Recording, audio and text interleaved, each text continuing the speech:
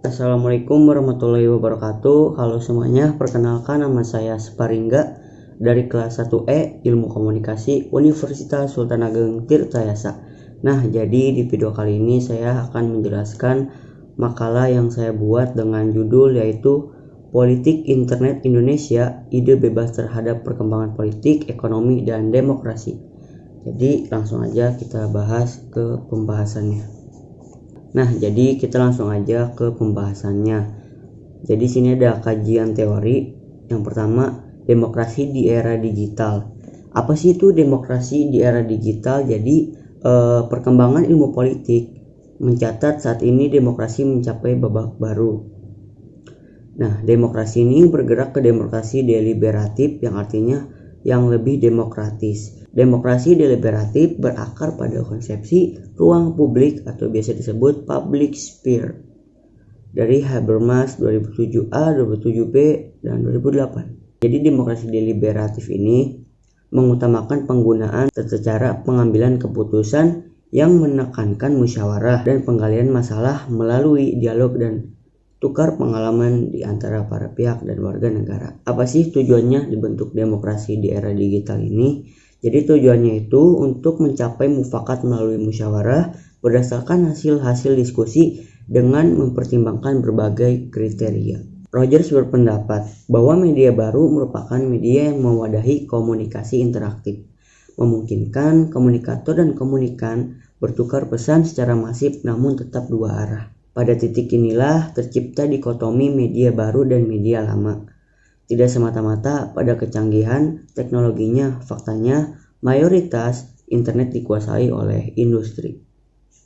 Warga yang ingin mengakses internet tetap harus membayar. Lantas bagaimana posisi negara? Tinjauan teoritis posisi negara terhadap internet akan dimulai pada konsep yang ditawarkan Aristoteles tentang politik. Hakikat politik adalah penciptaan kehidupan bersama yang lebih baik. Melalui politik, kekuasaan diabdikan bagi kepentingan masyarakat. Politik adalah hakikatnya, teknologi adalah sarannya, dan internet adalah sebuah satu aplikasinya. Rogers menyatakan bahwa internet membuat seorang kandidat mampu mengirimkan pesan personal kepada konstituennya dengan cepat, tepat, dan efisiensi lewat surat elektronik. Jadi artinya internet yang seharusnya menjadi layanan publik tetap diposisikan sebagai barang komersial. Akibatnya, cita-cita perwujudan demokrasi deliberatif berbasis informasi bisa terhambat. Secara konseptual, seharusnya pengelolaan internet dilakukan bersinergi antar state market society, yakni negara, industri, dan masyarakat. Nah, lanjut kita yang kedua. Di sini ada awal kemunculan internet di Indonesia dan dampak yang ditimbulkannya. Kepastian internet ini muncul di Indonesia itu sebenarnya samar-samar, tetapi agaknya belum berlangsung lama. Menyatakan pada tahun 1993, sebuah perusahaan telekomunikasi internasional di Indonesia belum menggunakan elektronik, mail ataupun email sebagai sarana komunikasi. Data lain menunjukkan bahwa internet mulai digunakan di Indonesia pada tahun 1990. Internet digunakan oleh universitas besar dan beberapa lembaga riset. Harapan baru dilambungkan Indonesia mulai masuk era informasi yang menjadikan warganya sebagai pribadi yang merdeka dalam mengakses internet. Untuk diketahui, koneksi internet di Indonesia dibangun di atas jaringan berbasis kabel LAN, Local Area Network, sedangkan sambungan internetnya menggunakan ADSL dan frekuensi Wi-Fi. Walau demikian, perkembangan internet memungkinkan terjadinya desentralisasi informasi. Jika sebelumnya negara dan pemerintah menjadi sentral informasi bagi masyarakat, maka sejak hadirnya internet, informasi bisa diakses melalui siapapun dan merajuk kepada pihak manapun, hingga tidak ada lagi saluran tunggal informasi di Indonesia. B. Hakikat teori.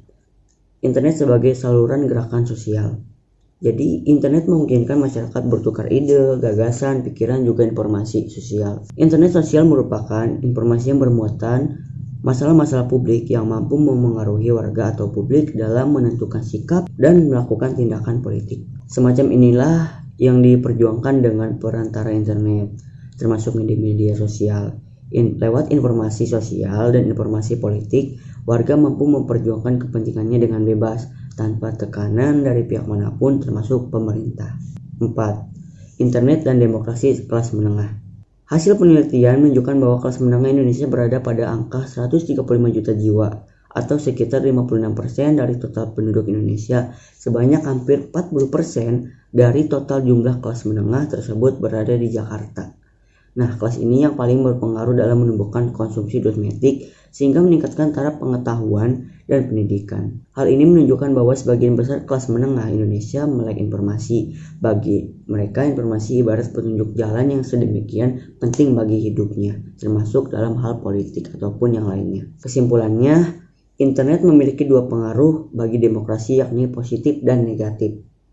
Internet berdampak positif ketika menciptakan keterbukaan informasi. Karena internet memberikan kebebasan bagi siapapun untuk membuat website, email, maupun media sosial dan menyebarkan informasi, maka cenderung tidak ada kontrol atas informasi yang disebarluaskan tersebut. Di satu sisi, membawa berkah, namun di sisi lainnya menimbulkan kesengsaraan. Internet merupakan entitas teknologi yang sebenarnya tidak berbiaya murah.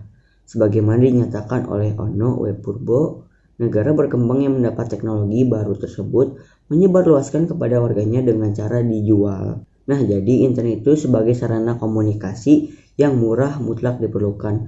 Hal ini dilakukan demi terciptanya kebaikan bersama yang mengarah kepada peningkatan kualitas kehidupan. Sebagaimana dinyatakan Aristoteles, kebaikan bersama harus diwujudkan lewat politik, sebab politik pada dasarnya adalah penciptaan kehidupan bersama yang lebih baik.